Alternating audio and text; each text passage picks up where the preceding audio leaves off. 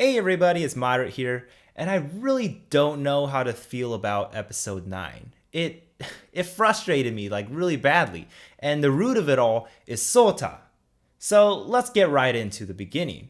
Sadly, we didn't get to see the aftermath of the explosion, like what happened to Altair, but we see Mamika basically carrying herself across the sky to try to find Alisteria to tell her the truth. But with the worst stroke of luck ever, she lands in front of Magane, and that's like the last person you want to see when you're dying. So anyways, Mamika tries to tell her the truth and relay that information to Alisteria, but obviously, knowing Magane, she's not going to do that.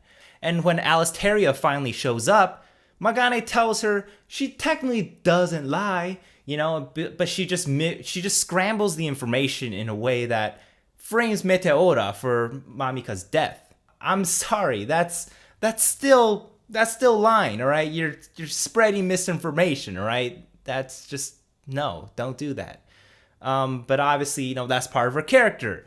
And Alisteria ends up believing Magane. I don't know why. Like in the previous episode, she was like, "Hey, you're evil. You have no good bone in your body." And now she's just trusting her. I don't know. I feel like she's letting the emotions get to her head too easily, and she's just too hot-headed. And I feel like that's gonna be her downfall. I got really sad watching Mamika die because you can't just kill off magical girls like that. They're supposed to bring joy and happiness and make people's hopes and dreams come true. You can't just do that to them, man. That shit should be illegal. So later she meets Sota and tries to get him to lie to his friends and say Meteora is actually working with Altair and try to blackmail him. And this is where I'm just freaking pissed off because seriously, I've defended Sota in the past, like, hey, he's just a teenager, guys. He feels really guilty and all that. What do you expect him to say? I said that in the episode 8 review. I think 50 of you saw it before it got removed by Sony. But yeah, I'm just done doing it because it's so annoying. He's given too much power to Magane. Now, she holds the bargaining chip here. All of this could have been avoided if Sota just told Meteora, look, I really don't know how to explain this, but I'm pretty much responsible for what's going on. I don't know if any apologies can work, but if you guys need any help, I'm willing to help you guys make it right. I don't know, maybe something like that. But seriously, this is just so frustrating. And I'm not against characters who are ignorant, because there's usually kind of a learning experience involved in there. Where's the learning experience here? He's just withholding information. He's just going to learn not to withhold information. That's kind of too late. People are dying right now. The world's in jeopardy. I think it's in your best interest. No, the whole world's interest to let everyone know what the hell's going on, okay? And you're letting Magane run wild. You're in the palm of her hands or maybe in between her legs, but that's not too bad of a thing. Oh god. And finally, after all this time, Meteora shows up and Sota finally just comes clean. And I understand why he feels really guilty. He feels like he had a part to do with, her death. And he also feels guilt for Mamika's death because he told her that, and Mamika being, the really too naive character that she is, she went to confront Altair, right? In hopes to change her, but instead, he kind of got her killed. I mean, sure, it's not really his fault. It's not like he's told her to go meet Altair. But finally, I guess we can stop worrying about Sota just withholding information because finally, it's out in the open.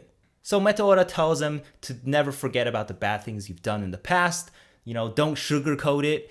Instead, embrace it, face it, and use that to motivate you to do the right things.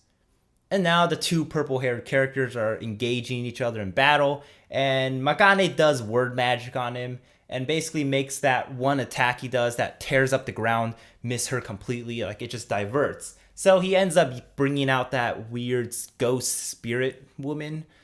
And then Alisteria drops out of the sky and confronts Meteora. Then credits. I feel like this anime does it really often when something's interesting or exciting is about to happen, you know, boom, credits, sorry, tune in next time, guys. I don't know, it's a little bit kind of frustrating waiting every week. I guess this is kind of like a hindsight 2020 situation where, you know, what if Sota did tell everyone the truth, right? From the beginning? Would this happen? Would Alistaria be fighting Meteora? Because, you know, if Sota went and told Meteora, right? Meteora could have probably, you know, extended an olive branch to the other side and like, look, here's what's happening. You're being used. Here's the truth. And this anime probably would have been like 12 or 13 episodes. But when I see an anime that's like 22 episodes, you know, that's something that's long, I get kind of worried because how are they going to like fill in those 22 episodes without pulling some BS on us or have like really serious pacing issues? But we'll never know until next week where episode 10 comes out. So I guess we're going to have to wait. But yeah, this episode is really frustrating because of all the stuff that happened, mainly to do with Sota, right?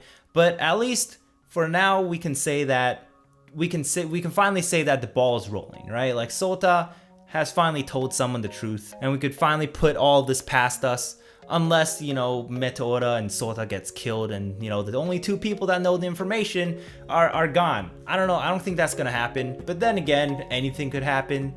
But yeah, what'd you guys think about this episode? Were you frustrated as me? Let me know in the comments down below. Thanks for watching, and I will see you next time.